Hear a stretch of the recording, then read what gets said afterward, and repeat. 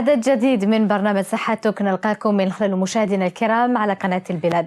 عدد اليوم خصصناه للحديث عن الحول عند الأطفال، إذ هو اختلال بصري يكون فيه محور العينين غير مستقيم، وقد تكون عدم الاستقامة تلك ملحوظة دائما أو أنها قد تظهر وتختفي، حيث تكون إحدى العينين متجهة للأمام مباشرة بينما العين الأخرى تنحرف إلى الداخل أو إلى الخارج أو الأعلى أو الأسفل. وقد يلاحظ في بعض الأحيان بأن العين المنحرفة قد تستقيم وتظهر العين المستقيمة انحرافا، وقد تظهر العين المستقيمة انحرافا أحيانا أخرى. هذا وتتابعون في عدد اليوم. الحول أنواع وتشخيص المبكر. تتابعون حالة من حالات الحول عند الطفلة عائشة وحالة الرضيعة هبة. تشخيص حالة الطفلة عائشة بعد العملية. فقرة نيوتري تتابعون اليوم فوائد البرتقال. فقرة صحة ونصيحة اليوم تتابعون اضطرابات النوم عند الأطفال. تتابعون المزيد مشاهدينا بعد الفاصل.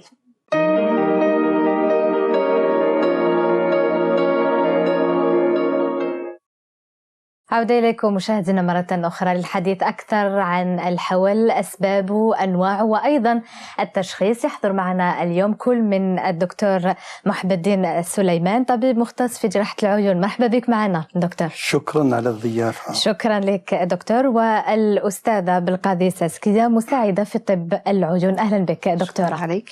إذن بداية نبدأ دكتورة بالقاضي، نعرف هذا الحول. فيه ربما أمهات فيه يعني تشكيك في أمر ربما الحول عند أطفالها، كيفاش يكون يعني هذا الحول باش تعرف يعني الأم أنه الابن تاعها مصاب بحول؟ واش هو هذا الحول؟ الحول هو العين الدائرة. نعم. Quand on a un strabisme, on a un œil qui fixe et l'autre œil qui ne fixe pas la cible. Donc on a un œil qui voit droit devant et l'autre qui est soit vers l'intérieur, soit vers l'extérieur, qui est dévié, soit vers là en haut ou en bas. نعم. ربما وش هو السن اللي يقدر يكون فيه هذا الاضطراب ربما في الرؤية؟ أي سن. نعم. أي سن. On peut avoir un strabisme à la naissance, on peut avoir un strabisme à partir de l'âge de 6 mois. Il faut savoir qu'au tout début, les enfants n'ont pas les yeux très droits. نعم. Donc il y a une petite période d'adaptation, de maturation de l'œil qui fait que les yeux ne sont pas droits à la naissance, ils sont un petit peu divergents et progressivement ils se remettent droits. شحال هذه الفترة؟ 6 أشهر. نعم 6 أشهر. بعد 6 أشهر c'est vraiment un signe. Un strabisme doit être examiné à tout prix parce qu'il peut cacher d'autres pathologies comme une cataracte, comme une tumeur oculaire, comme une cicatrice rétinienne. Donc au-delà de 6 mois, il faut vraiment consulter. Et un strabisme qui est très important même avant 6 mois, il faut que les parents consultent. نعم. الدكتور محب الدين، فيه أعراض تظهر أثناء الإصابة بهذا الحول؟ يعني فيه دي سيمبتوم يبانوا؟ السيمبتوم تاع السترابيزم تاع الحول. قالت الأستاذة وراهي متخصصة في هذا الحول، لأن راني يعني أوفطالمو يتسمى متخصص في جراحة العيون، ولكن عندي معلومات يعني أكيد في هذا المرض. تخصص واحد. الحول هذا يعني هما الأولين اللي راحين يكتشفوه هما الأولياء. الأم خاصة تشوف وليدها عينها تبدأ تدور شوية لداخل ولا برا، هي اللي تفيق بهذا الحول. وإذا كان ما فاقتلوش، كاين مرات خاطر كما قالت الأستاذة مقبيل، كاين مرات وين كاين الحول اللي ماهوش حول لفو سترابيزم، يكون الشفر شوية طايح بزاف، والأم تجي تقول لك عينه دايرة شوية، هي ماهيش دايرة. ولكن لازم الاختصاصي، لازم دائما لما الأولياء يلاحظوا عند أولادهم خلل في يعني تركيز تاع العيون في زوج، لان العيون لازم راهم مركزين يسون دروا تو لي دو اي تورن دو لا ميم مانيير ا دروات و ا غوش. ما كاينش اللي يدور عين واحده ويخلي واحده. اذا كان عين واحده دايره لداخل ولا برا، هذا هو سترابيزم. كاين شوي، كاين بزاف، وكاين حوايج اخرين ثاني. كاين الاستاذه من بعد راهي نهضر تحت الرقابه تاع الاستاذه لانها متخصصه في هذا الشيء هذا. كاين سترابيزم اللي واحد ما يفيق له كل، يسموه ميكرو سترابيزم. هذا حتى وين يكبر الطفل وين نشوفوا العين تاعو ما تشوفش، باسكو سترابيزم هو كاين الجانب التجميلي استيتيك، باسكو الام بنتها عينها دايره تخاف، وانما هو الضرر الكبير تاع سترابيزم هو ان العين اللي تدور تولي كسوله فنيانه كما نقولوا في الدارجه تاعنا وما تخدمش. ولهذا هو الضرر الكبير، وهذا هو اللي لازم الطبيب المختص يعتني به.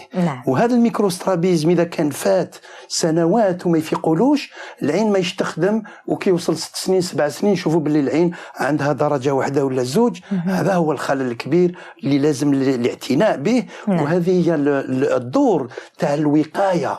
الوقاية في المدرسة وين يديروا لهم الرؤية وشحال يشوف تحت، شحال يشوف 1 ولا 2 ولا 10، وإلا كان فاقوا بعين ما تشوفش مليح لازم الاكتشاف تاع الطبيب المختص في هذا الميدان. أكيد راح نتحدثوا عن ذلك دكتور، ولكن تابعوا الآن أول تقرير في البرنامج عن الحول الذي يحدث عندما لا تنظر العينان في الاتجاه نفسه، ويعتبر من الأمراض الشائعة بين الأطفال دون 6 سنوات. يصيب الأطفال ذكورا وإناثا على حد سواء. تابعوا.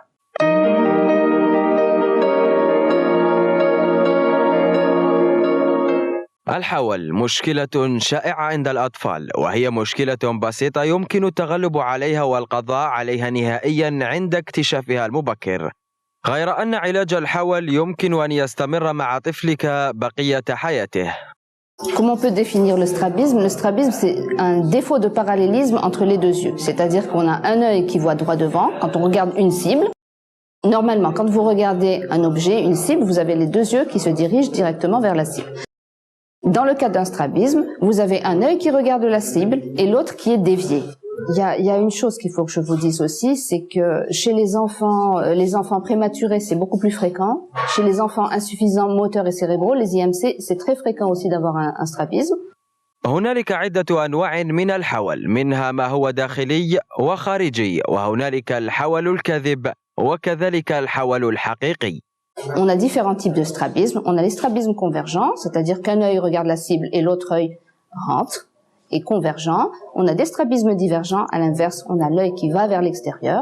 Et puis des strabismes verticaux qui sont très souvent associés à un strabisme horizontal.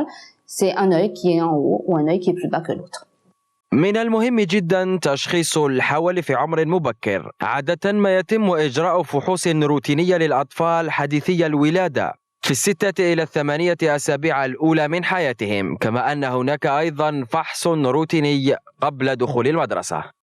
Et le dépistage se fait au moment des vaccins, au moment de l'examen par le pédiatre.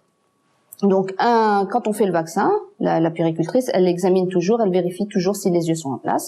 Puis bon, c'est la sensibilisation. Il faut que les parents sachent que les yeux qui sont, un œil qui n'est pas droit par rapport à l'autre doit être absolument examiné. بعض الأطفال يحتاجون للتدخل الجراحي لتصحيح الحول، لكن يتم ذلك بعد خطوات العلاج السابقة من تصحيح النظر وإعادة النشاط للعين الضعيفة، وهي جراحة بسيطة لكن يمكن استلزام تكرارها بعد وقت لنيل نتائج أفضل. Avant d'arriver à l'opération, la petite fille que vous avez vue tout à l'heure, il y a un long chemin à faire. C'est-à-dire un long chemin à faire, c'est d'abord arriver à avoir 10 sur 10. Parce que pour qu'une opération réussisse, il faut autant que possible avoir une amblyopie qui a été traitée, une acuité visuelle à 10 sur 10 aux 2 yeux, ou alors ce qu'on appelle une isoacuité. Si on a 8/10, c'est très bien. Il faut avoir aussi ce qu'on appelle l'alternance visuelle, c'est-à-dire on a l'œil droit qui prend la fixation, si on a toujours le strabisme, tantôt c'est l'œil droit qui prend la fixation, qui regarde la cible, tantôt l'œil gauche. Donc ça veut dire qu'au niveau cérébral, les yeux réagissent, ils ont le cerveau, parce qu'en fait l'œil c'est quoi? L'œil c'est juste un mobile, si vous voulez, c'est ce que fait votre collègue, c'est la caméra. L'œil enregistre et puis tout va être intégré, interprété au niveau du cerveau. Donc si vous avez un œil qui fixe tout le temps et puis l'autre qui ne fixe pas tout le temps, au niveau du cerveau, on a ce qu'on appelle nous la rétinotopie cérébrale. C'est-à-dire que chaque cellule de l'œil, chaque cellule rétinienne va avoir une correspondance, une cellule rétinienne qui lui est dévolue au niveau du cerveau. Quand un œil ne voit pas, il est constamment mis de côté. Au niveau du cerveau, les cellules qui sont dévolues à cet œil vont involuer et vont carrément disparaître. Alors, le but du traitement médical, c'est quoi? C'est de permettre à ces cellules corticales d'être toujours présentes. Ce qui fait que quand on va faire une chirurgie, si on a 10/10 ou une isoacuité, ou alors donc un cerveau droit et un cerveau gauche qui fonctionnent sur le plan visuel de la même façon, on va avoir une réussite de la chirurgie. La réussite, il faut savoir que pour les strabismes convergents, le taux de réussite est à peu près de 85%. Alors ce sont nos statistiques ici, hein, et ce sont des statistiques qui sont, c'est pratiquement toutes les mêmes statistiques internationales. يمكن تصحيح الحول بالقيام بتمارين قصرية لعضلات العين، غير أن بعض الحالات تستدعي إجراء عملية جراحية لتقويم عضلات العين بعد استنفاذ جميع الطرق البديلة للعلاج. وفي بعض الحالات الأخرى يكون العمل الجراحي هو الحل العلاجي الوحيد الناجع منذ بداية الحول.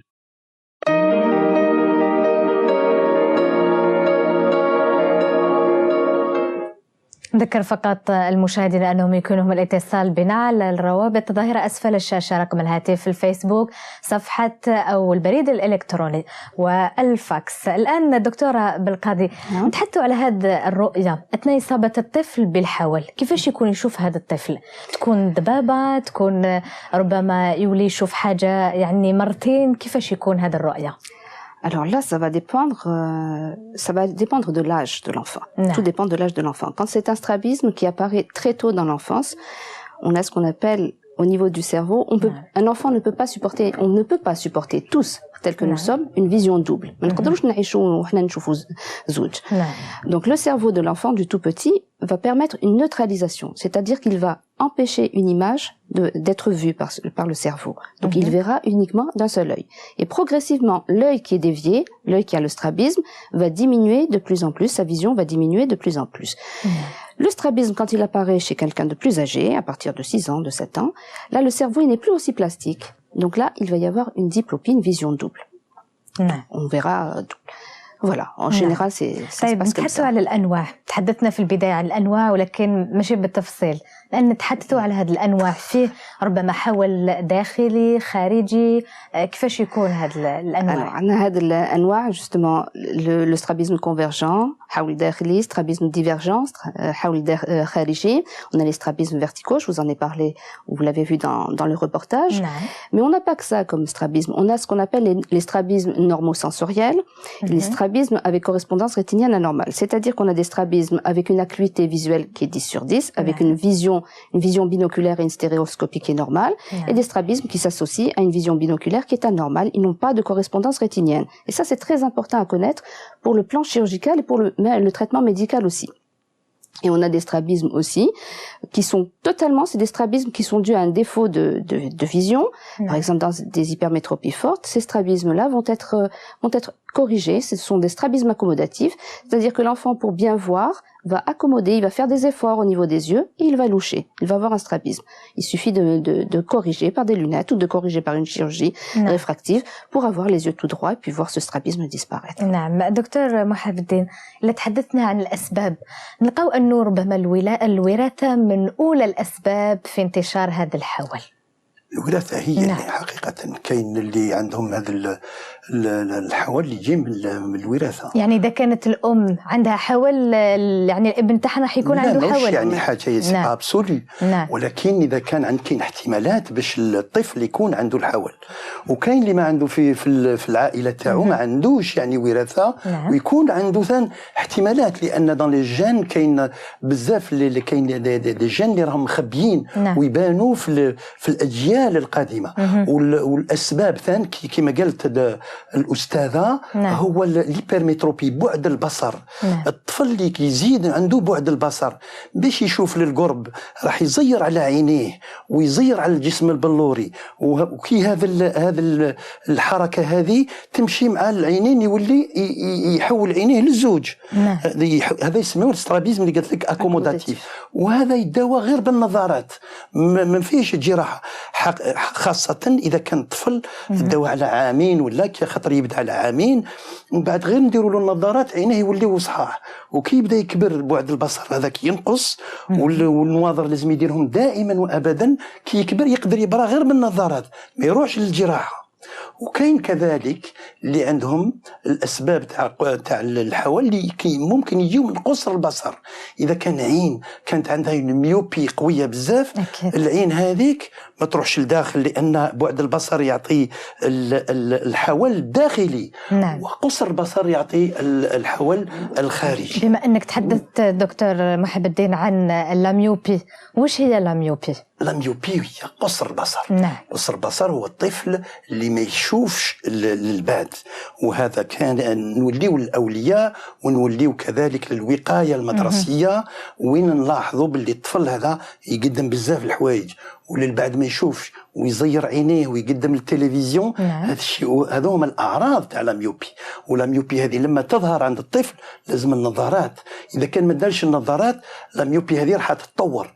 وكي تتطور كما قالت الاستاذه كاين لامبليوبي. هذه لامبليوبي هو العين اللي تدي الرؤيه الكثيره والاخرى تقعد كسوله، لان الخلايا تاع المخ ما تخدمش بزاف، تولي كسوله. حتى اذا كان دربنا في عام يتسمى كي يكبر الطفل ما كاينش فايده، يعني لازم التدريب يبدا مبكرا باش هذوك الخلايا تاع المخ يخدموا.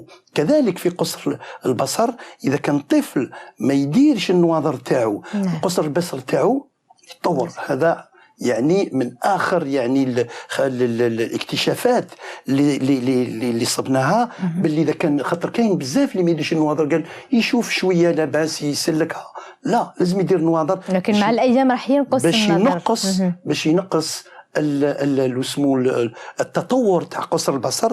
وكذلك هذا لي طابلات ولي تليفون ولي فيه امهات يعني يخلوا الابناء نتاعهم هذوك يقعدوا يشوفوا بزاف منهم، ثان يزيدوا في لازم الاطفال اللي يكونوا عندهم قصر البصر يديروا النظارات. طيب دكتور محب الدين، فيه يعني امهات تخلي يعني الابناء نتاعها قدام يعني التلفاز ويسكت يعني الطفل، اكيد وش هي يعني العواقب اللي راح تكون على هذا الطفل؟ راح يكون عنده مرض في قصر، ربما راح يكون عنده قصر في النظر، وش راح يكون عنده قصر في النظر. وكما قالت الاستاذه اذا كان ما صححناه ما نوصلولوش ل10/10، نوصلوا له على 5 على 6 على 7، لان كاين شغل نوع من الكسل اللي توقع في عينيه والرؤيه ما تطورش.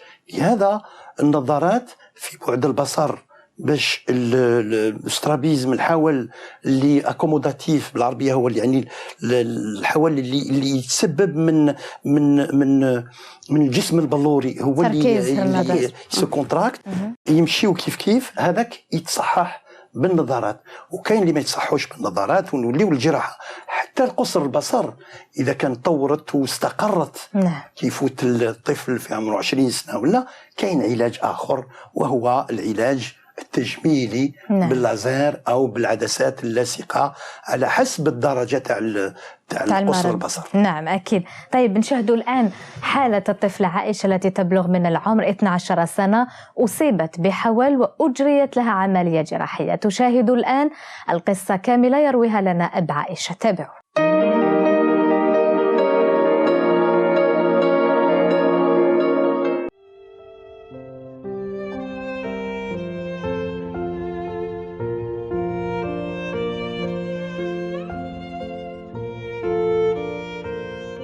هي كانت صغيره، كانت في العامين ونص، كانت تلعب في الدار بالتروتور من الشايح ما يقولوا لها، تحت اسكاليات في الدروج. كي تحت جات لها ضربه هنا فوق الحاجب.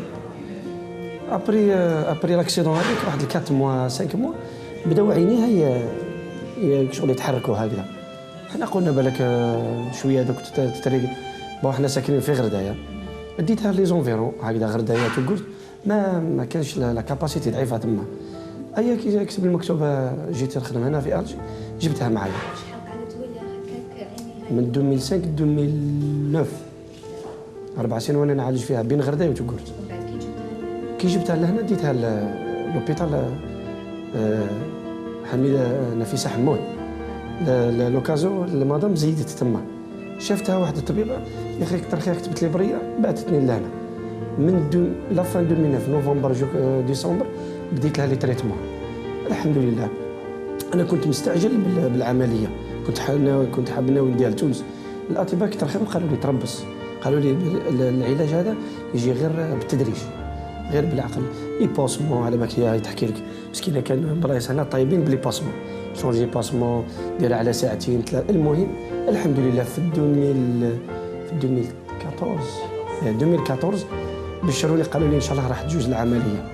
الحمد لله درت لها لي بيلون، درت لها لي راديو، وجيت لها لا فوتو، وجيت لها الدوسي تاعها كومبلي.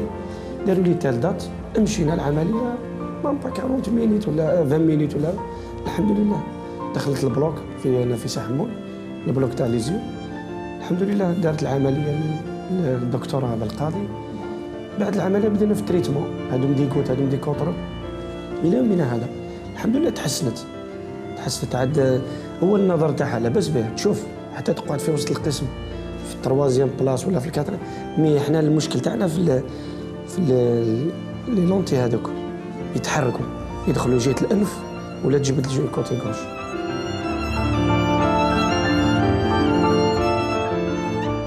من داك يقولوا لي صحاباتي علاه حكى عينيك هكا، نقول لهم كي كنت صغيره تحط بهم بالشايه صغار يفهموا هذاك كيفهموا لي هذاك الكحل هرب لي. اخذش قلت لهم باللي قلت لهم هكا شويه بلي ندير عمليه باش يولي هذاك الكحل.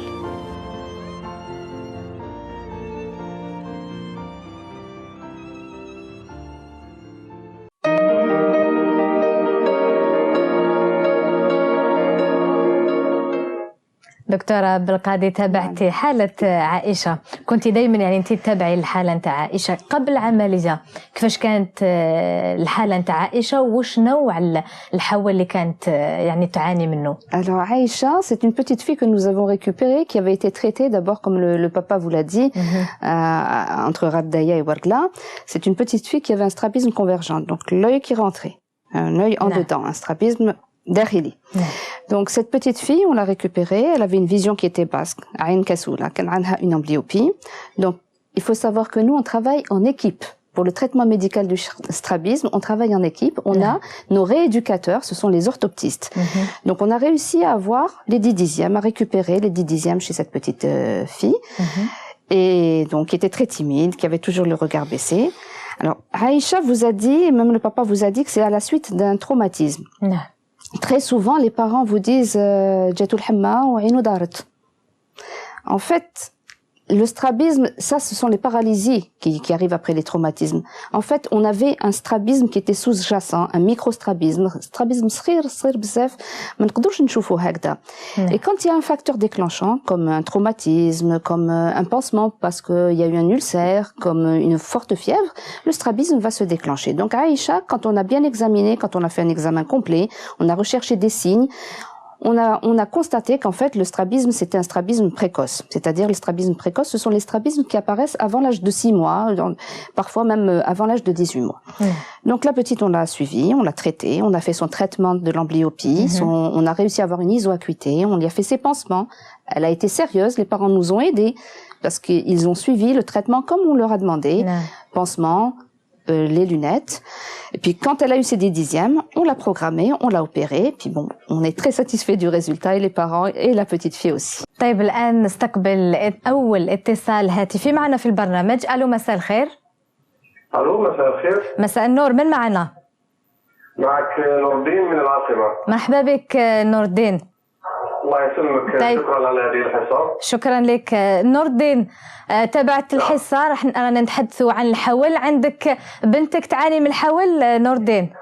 نعم، منذ أن كانت عمرها 5 سنوات لاحظنا عليها بلي كان عندها قصر في النظر. نعم. لما فحصها الطبيب المختص في العيون لقى بلي عين واحدة هي اللي تعاني من هذا القصر. نعم. طبعا عطاها نظارات لمدة 3 أشهر، عاودنا دينا فوق دوزيام فيزيت. نعم. عطانا نظارات واحد أخرين لكن نقص لها في درجة الرؤية.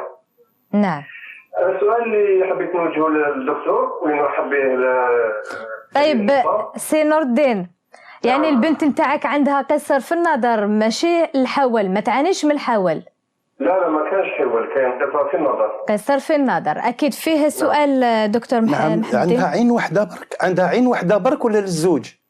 لا عين واحده فقط. عين واحده اليسرى. ايه لابد شحال في عمرها 5 سنين دونك سي كا ديفيسيل.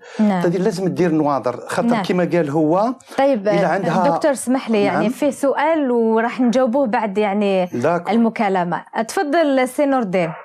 السؤال اللي حبيت نوجهه للدكتور هل هناك امل ممكن مع مرور الوقت تتخلص من هذه النظارات؟ هل كاين امل للشفاء النهائي يعني؟ نعم. طيب قولوا الدرجه تاع قصر البصر، درجه قصر البصر ما كان درجة ولا 2 ماشي بزاف يعني ماشي حاجة. نعم. طيب راح يجاوبك دكتور محب الدين. شكرا لك سي نور الدين. بقى في الاستماع. هي في عمرها 5 سنين عملت مليح اللي راك دير لها النواظر. نعم. إلا عندها درجة ولا 2 ولا 3 لابد راهي صغيرة دير لها النظارات باش تدرب عينها، باش عينها الرؤية تاعها تقعد سليمة. نعم. كي تكبر خاطر لازم النضج تاع العين تاعها لازم تنضج، خاطر القصر البصر هذا ممكن يتطور مع السن.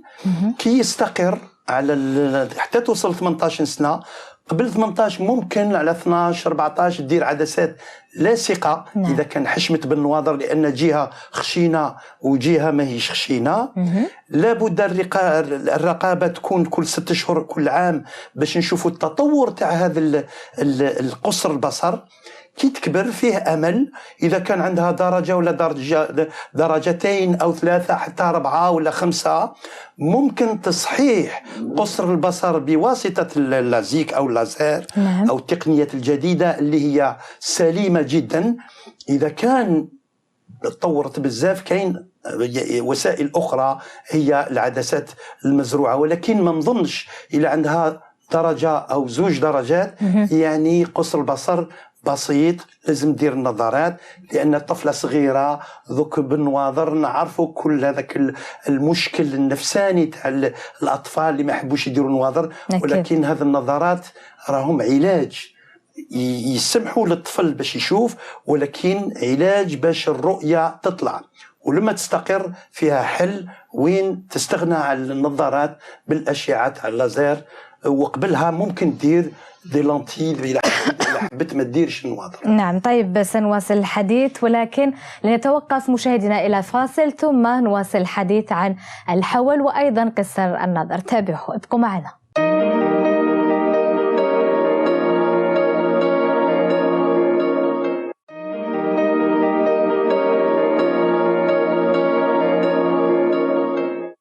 عودة إليكم مشاهدينا مرة ثانية إلى الجزء الثاني من برنامج صحتك لمواصلة الحديث عن الحول وأيضا قصر النظر أو لاميوبي. يحضر معنا دائما كل من الدكتور محب الدين سليمان، طبيب مختص في جراحة العيون. أهلا بك دكتور مرة ثانية. والدكتورة بالقاضي ساسكية أستاذة مساعدة في طب العيون. مرحبا بك معنا.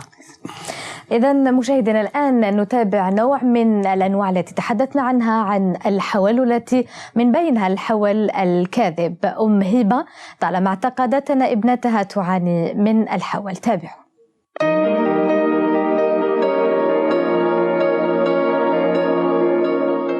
2 ans et 4 mois.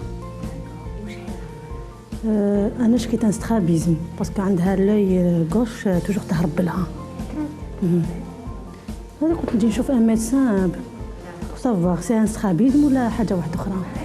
رحتي للميدسان ديجا ولا؟ Non, c'est la première fois. C'est la première fois. Alors, Hadi Hiba, elle est venue consulter pour un strabisme. La maman, elle a remarqué que l'ayna d'or. On va l'examiner et voir s'il y a un strabisme ou pas. D'accord. Madame, est-ce que quelqu'un de la famille a un problème de strabisme? Non. Personne. حتى واحد ما يدير النوادر. لا حتى واحد. Très bien. Hiba, coucou. شوفي هنا, on fait fixer l'enfant. Il est censé regarder une lumière. Il قاعد يشوف في الضوء. شوفي هنا هبة، شوفي هبة الشاطرة. شوفي هبة. كوكو هبة. Très bien. شوفي هنا صح الشاطرة. On cache un œil ونقعدوا نشوفوا في l'autre œil نشوفوا إلى l'œil تاعها il dévie ou pas. كي نغطوا لها عين إلى عندها سترابيزم عينها تدور. Le fait de cacher l'œil هذاك يبان لنا le strabisme. شوفي هنا شوفي الشاطرة. Très bien. شوفي الشاطرة. Aussi هذا l'examen il nous permet كي يكون un enfant عنده un problème de vision كي نغلقوا له عين الا يغياجي فيولامون سي كو عينو هذه هو ما يشوفش بها مليح، العين اللي هنا مخليينها مفتوحه. هذا l'examen tous les parents peuvent le faire pour voir si leur enfant a un problème ou pas. On cache un œil ونشوفوا la réaction تاع l'enfant. S'il ne réagit pas كيما هي elle a réagi normalement, c'est que ما عندهاش عين قويه على عين. Ça nous dit déjà بلي كاد l'enfant عندها la même vision au niveau des deux yeux. ما عندهاش نقص في النظر في عينها اليمنى ولا في عينها اليسرى. Ce que je dirais aux parents c'est de faire une occlusion هكا، يغلق العين لوليدو ومن بعد يغلق له عينه الاخرى ويشوف إلا يرياجي normalement. S'il réagit normalement c'est qu'il n'y a pas de problème. Ce que je remarque aussi chez Hiba c'est que le nez تاعها عريض. Elle a la base du nez هنايا comme c'est un petit bébé صغيره. La morphologie تاع وجهها مازال ما اكتملتش. Le nez تاعها هنايا عريض. هذا ما كان. Ça nous donne une impression de strabisme. لو كان n'importe quel واحد يدير يدو هكا au niveau des deux yeux, il aura l'impression que عينيها هم خارجين. Mais cela n'empêche qu'il faudra faire un examen ophtalmologique complet, faire une réfraction, نشوفوا إلا ما عندهاش نقص في النظر, parce que même هكايا درنا لها l'examen, on sait pas شحال تشوف. C'est un bébé, ما نقدروش نقيسوا شحال تشوف.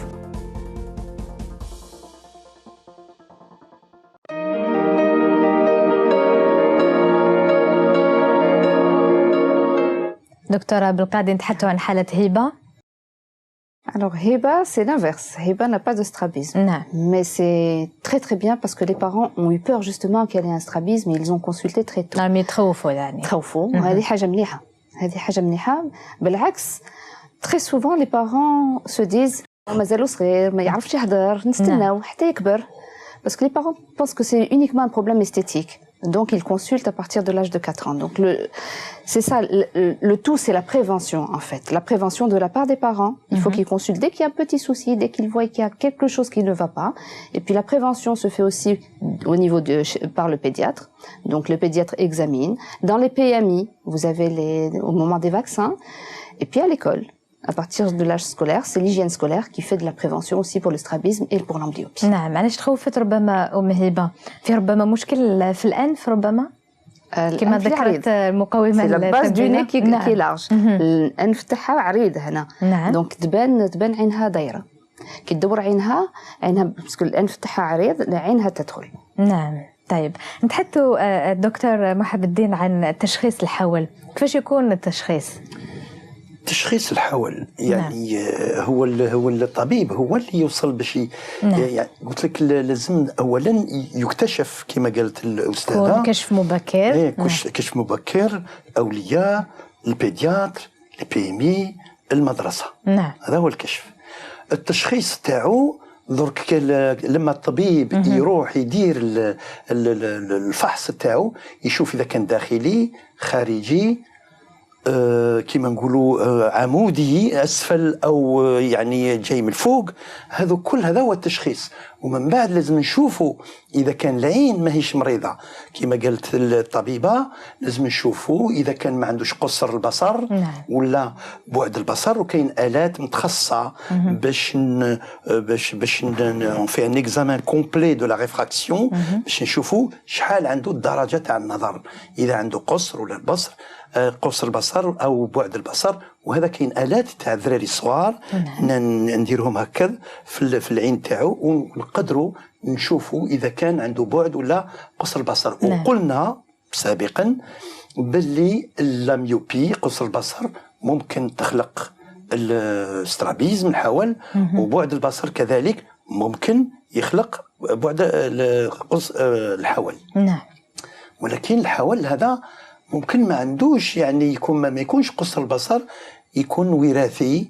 وكما قالوا الاطفال الاولياء يقول لك قاستو حاجه ولا عنده اون ميش دو شوفو طايحه ولا كان خذته حمى. ولهذا لاكوز يعني السبب هو يعني بالاغلبيه هو وراثي. ولكن التشخيص بالنسبه ربما للرضيع يكون صعيب. لو كاين دي زورتوبتيست اللي راهم يعرفوا، شفتي هذه الاورتوبتيست هذه راهي ماهره جدا وعرفت تشوفي كيف تغطي للطفل، تشوف اذا كان راهو يشوف اذا كان ما يشوفش يتحرك يبغى رياجير. وهذا هو التشخيص باش نشوفوا اذا كان التشخيص الواعر في السترابيزم في الحول هو الميكرو سترابيزم. كما أشارت الأستاذة يكون سترابيزم ضئيل جدا. الأولياء ما يفيقوش، البيدياتر ما يشوفوش، حتى اسمه في المدرسة ما يشوفوش. ولكن إذا درنا درجة الرؤية عين بعين نشوفوا باللي كاين عين ناقصة.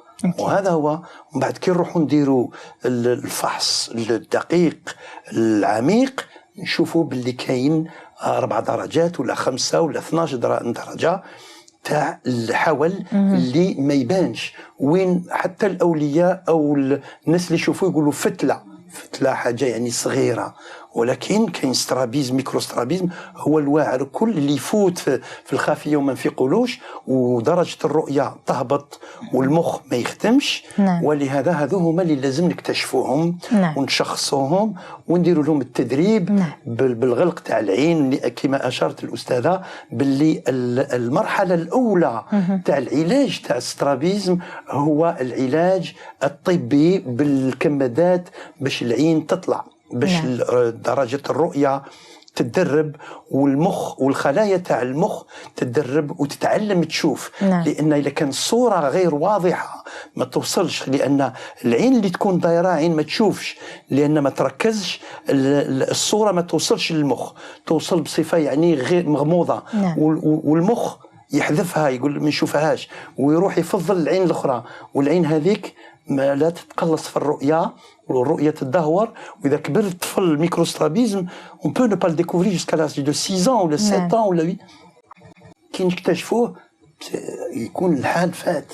ولهذا هذا هو الكشف المبكر والتشخيص المبكر تاع هذا يعني الحول الضئيل. نعم دكتور محب الدين، بما أنك يعني مختص في جراحة العيون، إلى الحقنا يعني لطرق العلاج نلقاو أنه من بينها العملية الجراحية. يعني من هم الأشخاص المعنيين بهذه العملية؟ جراحة الحول. نعم الحول.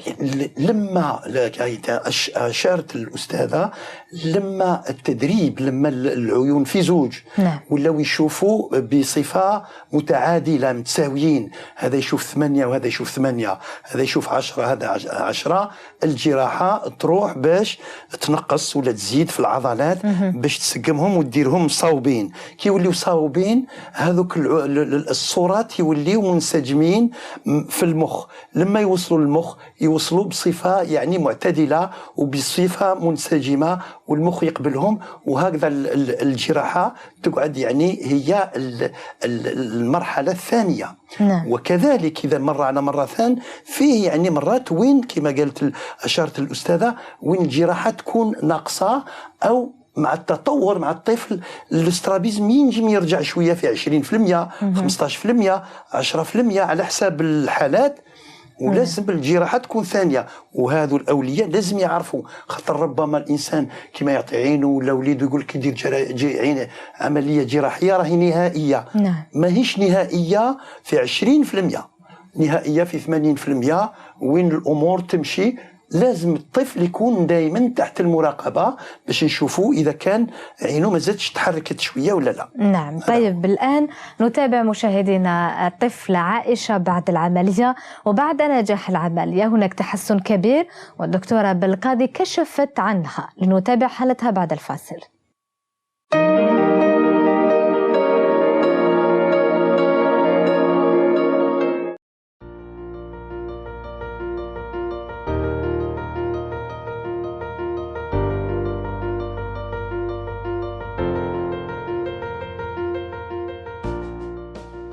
صباح الخير عايشة، واش راكي؟ لاباس؟ الوغ جاتنا عايشة اليوم. عايشة دارت العملية على الاسترابيز نتاعها، عندها عامين ماشي عامين. الوغ الشوفة نتاعك راهي مليحة؟ ما حسيتيش بالشوفة نقصت؟ لاباس سافا. والنواظر تلبسيهم كيما موالفة؟ تخي تخي بيان. هيا كيما موالفة عايشة، شوفي هنا.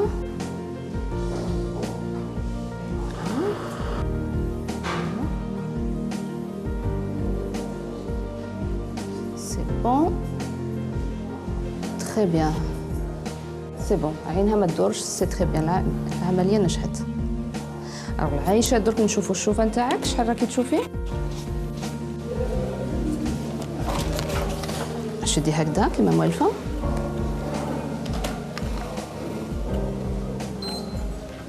الآن هكا الزيت هذا والبواقي في الوسط والأو تري بيان بنتي.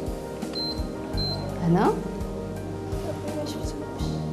اشتغل الأو في الوسط وهكذا والأو ولا هذاك اسمه نسيت الحاجة. الوغ ندوزو لحاجة واحدة أخرى نوري لكم شاطي كيما موالفة باسكو نسيتي هيا وين رايحة هذه؟ الصحة بنتي هذه هكا الصحة ودركا الصحة بنتي دركا صح هكا الصحة هكا صح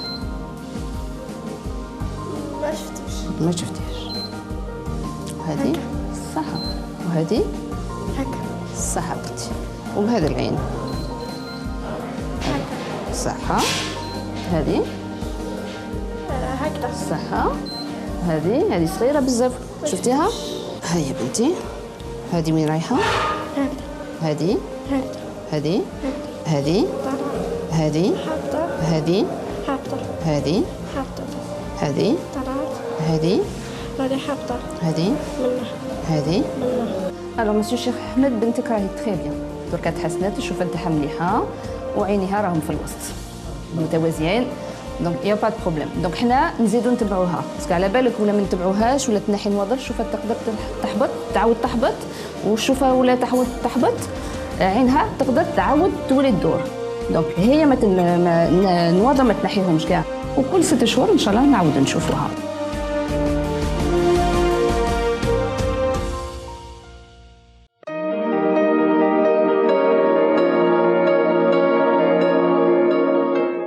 دكتورة بالقادم نتحدثوا عن حالة عائشة بعد العملية في تحسن في الحالة نتاعها. Alors Aïcha, ça fait 2 ans qu'on l'a opérée. Depuis 2 ans, elle est très bien. Elle n'a pas récidivé son strabisme. Elle a toujours ses 10 dixièmes. Mais Aïcha, ce qui est bien, c'est qu'elle n'enlève pas ses lunettes. À chaque fois qu'on lui donne rendez-vous, elle consulte. Donc je pense que on est sur la bonne voie avec elle et qu'elle ne récidivera pas. Inch'Allah. أكيد. دكتورة بالقادم فيه علاج بدون عملية؟ Alors في علاج بدون عملية. العلاج الأول هو العلاج الطبي. La rééducation, c'est-à-dire les pansements, les camélettes, les lunettes. Et il y a un autre traitement, c'est la toxine botulique. Alors la toxine botulique, c'est quoi? C'est des injections qui vont paralyser le muscle pendant un certain temps. La toxine botulique, c'est la même qu'on utilise pour l'esthétique. Donc on fait chez le tout petit, on fait des injections dans les muscles, dans les muscles. Ça va relâcher le muscle et progressivement, l'œil va reprendre sa place. Alors il faut savoir que les injections de toxine botulique, ça se fait, on ne fait pas une seule injection. On est parfois amené à faire plusieurs injections. Et dans 50% des cas, grâce à ces injections, on n'a pas à intervenir chirurgicalement. ما كاش عمليه في 50%. نعم. معظم العمليات تكون يعني ناجحه دائما دكتوره بالقاضي 85% يكونوا ناجحين. نعم. Ce sont des statistiques les nôtres à l'hôpital, enfin dans mon service, et puis des statistiques internationales aussi. نعم. في ربما الحالة النفسية للأطفال أثناء الإصابة أثناء ربما العملية كيفاش تكون يعني نفسية؟ Alors je vais vous dire le plaisir qu'on a nous, c'est de revoir les enfants après la chirurgie, parce que très souvent les enfants sont très timides. Ce sont des enfants يعيروهم بزاف المسيد. أكيد كما ذكرت يعني عائشة يقول لها علاش عينك راهي تدور. يعطيك الصحة. Alors on reçoit souvent des enfants très timides qui baissent la tête, qui ne coopèrent pas beaucoup, qui ont de mauvais résultats scolaires. Pourquoi? Parce qu'ils ont honte. En fait, c'est l'esthétique. Le haoul, c'est l'esthétique avant tout. Puis après la chirurgie, quand tout va bien, on a des enfants qui sont totalement différents, qui rentrent nous voir avec le sourire, qui viennent nous embrasser. Et pour nous, c'est la meilleure des satisfactions. نعم أكيد. فيه ربما مختص نفسي أثناء الإعلان على هذا. مختصة عندنا وحدة في السبيطار. Les enfants sont vus avant. Et ils sont vus par la suite. Bon, avant, mais quand il y a des difficultés avant la chirurgie, ils sont suivis par une psychologue. On a une psychologue dans notre service. نعم. دكتور محب الدين ربما نتحدثوا على لاميوبي كيفاش يعني تكون الوقاية كيفاش يكون العلاج من لاميوبي. تكلمنا سابقا شويه على اللاميوبي ولا قصر البصر. هذه هي اللي يسميوها قصر النظر او قصر البصر. هي الصوره ما توصلش للشبكيه.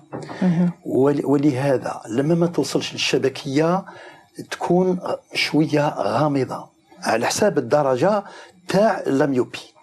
اللاميوبي هذه لما تكتشف لازم حمل النظارات. هذا ضروري وإجباري، ما فيش نقاش. لأن لو كان الطفل ما يديرش ولا الأولياء يتخلاو على هذا الشيء هذا، الرؤية تزيد تهبط وما تتطورش كما قلت سابقا.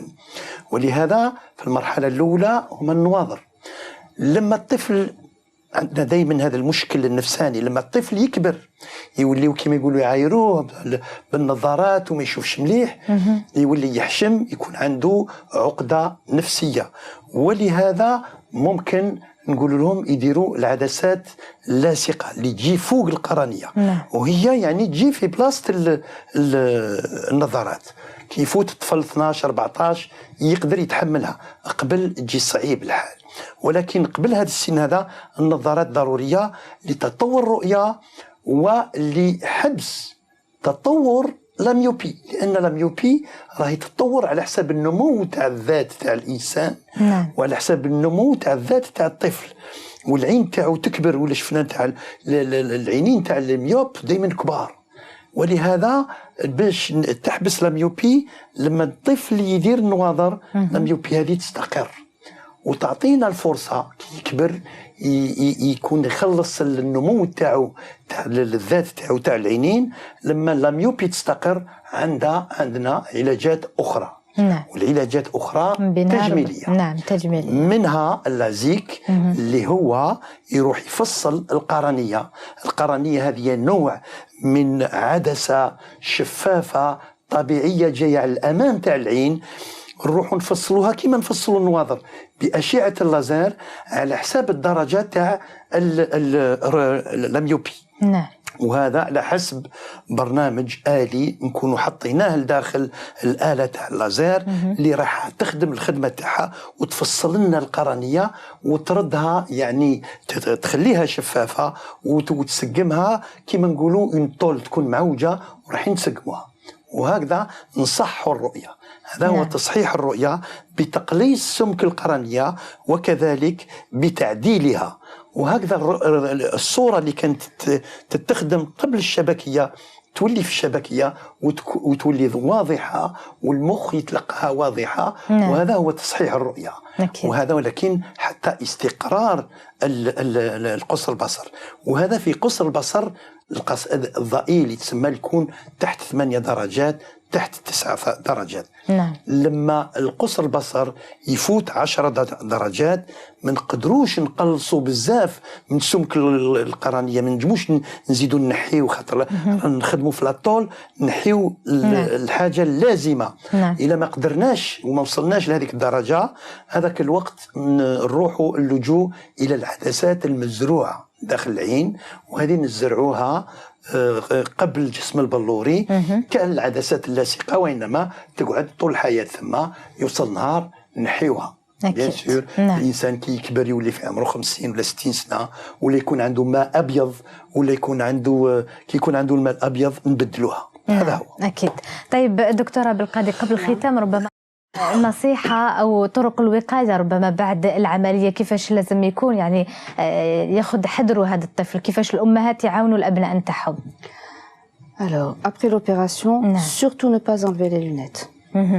L'opération, il faut que les parents sachent, on leur dit et on leur répète. L'opération du strabisme, ce n'est pas l'opération de la vision. L'opération de la vue, des lunettes, c'est Monsieur Mohabbetine. C'est pas nous. Nous sommes strabologues.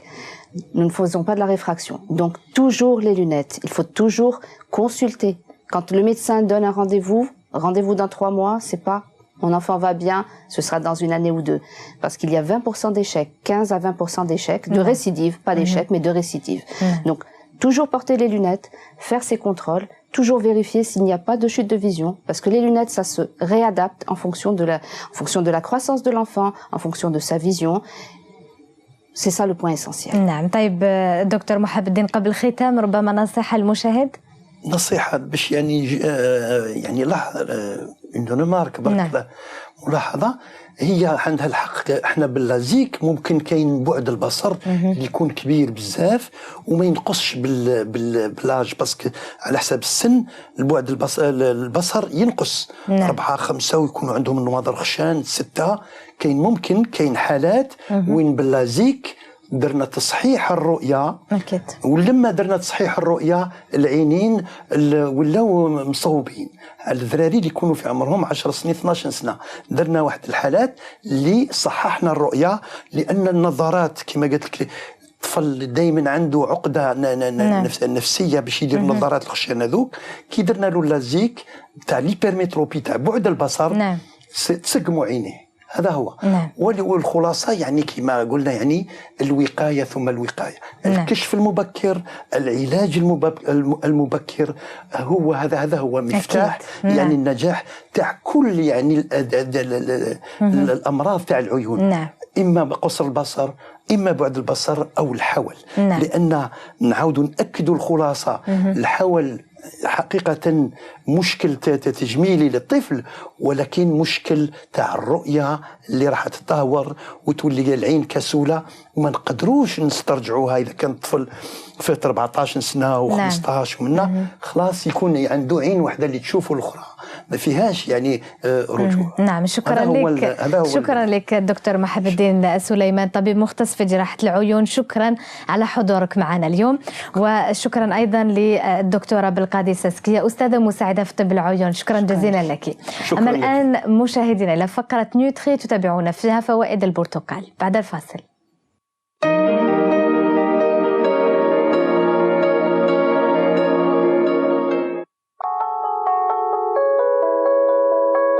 أهلا بكم مشاهدينا لفقرة نيوتري. في كل مرة نقدم لكم فوائد بعض الأغذية كالخضر والفواكه وكيفاش تقدروا تستفيدوا منها في العلاج وغيره. اليوم راح نتحدث على التشينا أو البرتقال اللي يتميز بالعديد من الفوائد الطبية، بالإضافة لما عرف عنه منذ القدم من أنه مضاد للسعال وفعال في علاج الإنفلونزا والزكام.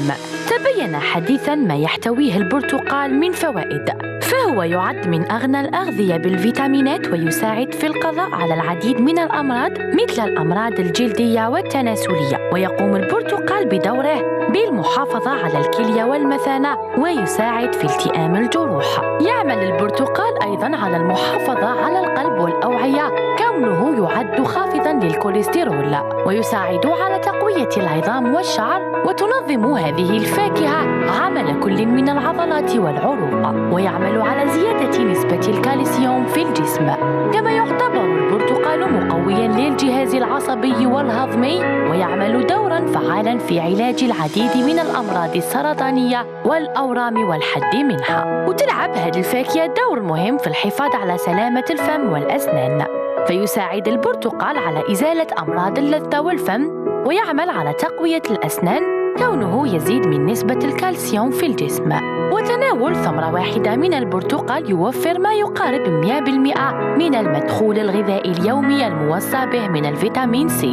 بالإضافة إلى ذلك البرتقال هو أيضا مصدر جيد للأحماض الأمينية. احتواء البرتقال على كمية عالية من مضادات الأكسدة فيتامين سي يجعلها واحدة من أفضل الفواكه في المساعدة على تعزيز الصحة المثالية. إضافة إلى هذه الفوائد التي لا تعد ولا تحصى للبرتقال، تبين أن لقشرته العديد من الفوائد الأخرى للجسم والبشرة والشعر، حيث ينشط قشر البرتقال إفرازات الكبد، وهو مقوٍ ومهدئ للأعصاب، ويسهل من عملية الهضم، ويعمل على تنشيط حركة الأمعاء. كما تقي قشرة البرتقال من الأمراض السرطانية والأورام، وتحمي جهاز المناعة، وتساعد على الوقاية من الأمراض المعدية.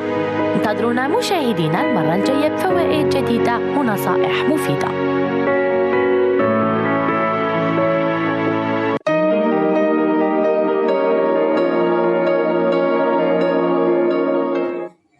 فقرة صحة ونصيحة تتابعون فيها اليوم النوم واضطراباته عند الأطفال بعد الفاصل.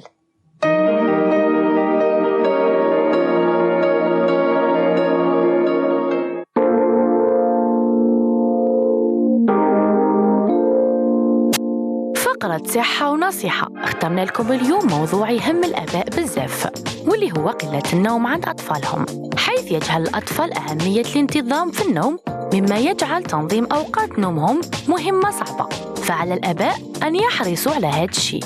تابعوا معنا بعض الطرق اللي تساعدكم باش تقضيوا على هذه العادة السيئة لأولادكم. عندما يتعلق الأمر بالنوم فالأطفال مثل القطط، كل منهما يحب النوم كثيراً. في الواقع وفقاً لمؤسسة النوم العالمية فإنه خلال سن الثانية يقضي الأطفال وقتاً أطول في النوم أكثر من الاستيقاظ، وطوال مرحلة الطفولة يقضون حوالي 40% من وقتهم في النوم، حيث أن النوم أمر حيوي لنمو الطفل العقلي والبدني.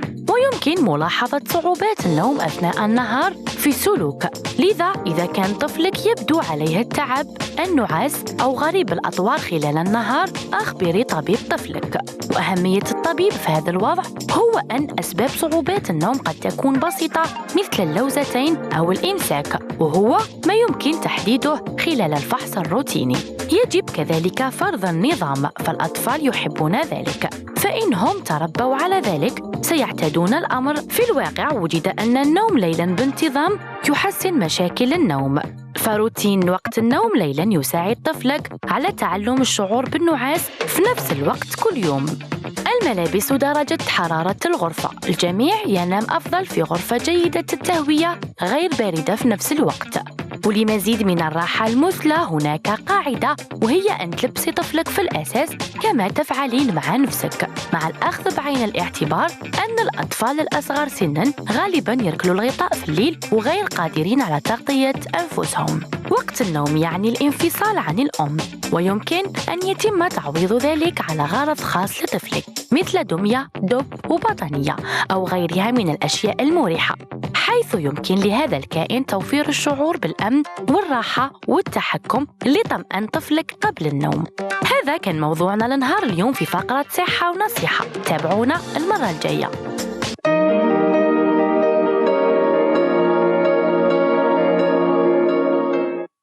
بهذا مشاهدينا نختم معكم عدد اليوم من برنامج صحتك. نلقاكم الأسبوع المقبل بحول الله بمواضيع مهمة، فقرات عديدة. كونوا في الموعد. يمكنكم دائما التواصل معنا على البريد الإلكتروني، صفحة الفيسبوك، رقم الهاتف الظاهر أسفل الشاشة. أوقات طيبة مع قناة البلاد. إلى اللقاء.